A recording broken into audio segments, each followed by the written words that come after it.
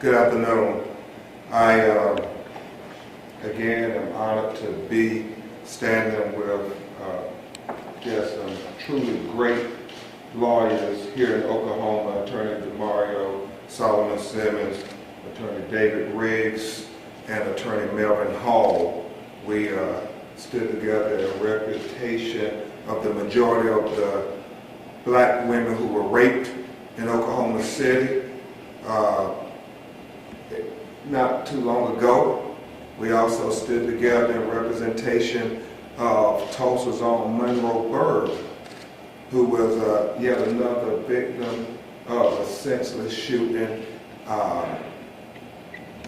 regarding this whole stand your ground issue when a security guard shot him. So I know when these lawyers are involved, I can say to the Crutcher family that we're going to fight until we get justice for Terence and his children. I come as the immediate past president of the National Bar Association and the current president of the National Civil Rights Trial Lawyers Association, because this is not just an issue that is unique to Tulsa, Oklahoma. This is an issue that seems to be an epidemic happening all around America. I was just at the Congressional Black Caucus conference in Washington, D.C., meeting with people in the Department of Justice, and President Obama addressed the Congressional Black Caucus conference, and this very issue came up, the killing of unarmed people of color, and what are we as the American society going to do about it? And so the question is right here now, front and center in Tulsa, Oklahoma. And so as I look at Terence's parents and his children and stand with his twin sister, and this is pretty profound. Dr. Tiffany Crutcher is the twin sister of Terence. And nobody, I believe, can more compellingly tell you about the person than a twin. They came into this world together, and now she's left to be in this world alone without her twin brother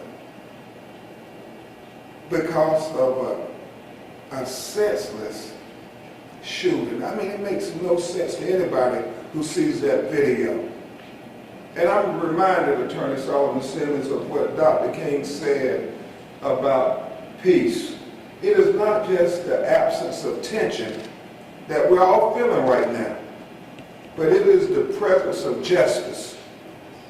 So as we start this journey for justice for Terence Crutcher, what we are saying to the city leadership, that it is tense, and just trying to alleviate the tension will not be justice for his 4 little children. Justice will be getting full justice if there were things done inappropriately. Hold people accountable so it'll be a deterrent so it won't happen again. His life, the value of his life. Don't try to demonize him, as is the customary playbook. When they shoot a black or brown person, we blame the victim. He was in distress, as Attorney Hall said. He needed help. He needed a hand. But what he got was a bullet in his lungs.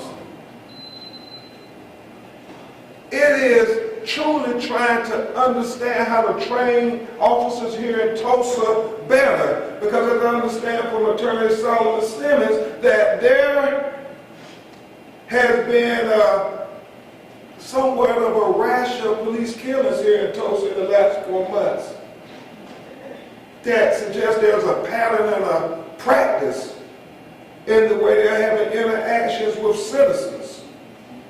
Today is Terence Crutcher. If we are not careful, it could be on your doorstep tomorrow if we don't get this right. If we don't figure out how to train and supervise the people who are supposed to protect and serve us. I think often about these situations as you go from one city to another all across America, and some of them you start to see the similarities, like Jonathan Wallace in Charlotte, who Carl was in distress, and he needed help.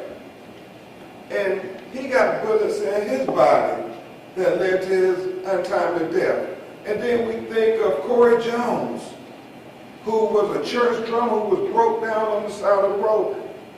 He was in distress, he needed help. But yet, he got bullets that led to his untimely death. And as Attorney Riggs said, in these cases, and we're not police officers, we're officers of the court.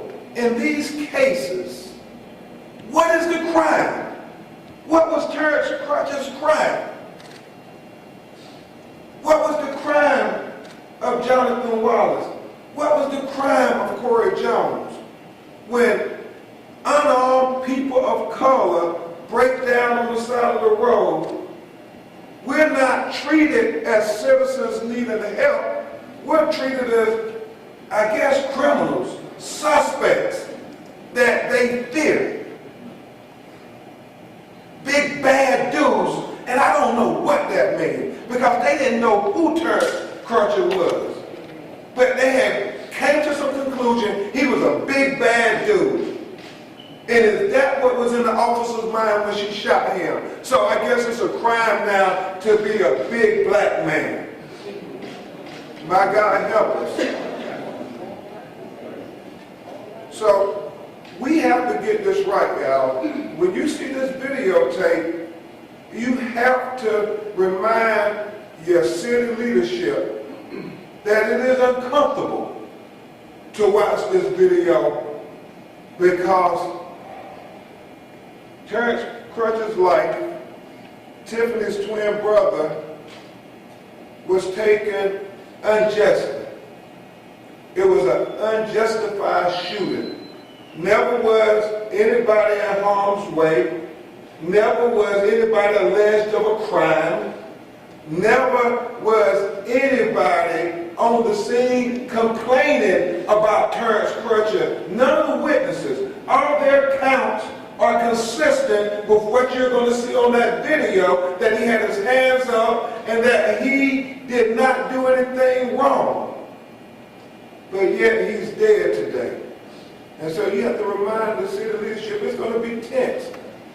But getting the tension alleviated will not bring peace. The only peace that will come to this family, to this mother, to this father, to these siblings, to these children, the only peace will be justice.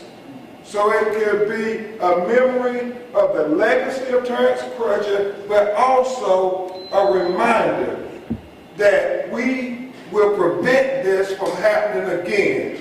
That the Tulsa Police Department won't continue this pattern and practice of killing unarmed citizens who are in distress, who needs help, yet get bullets.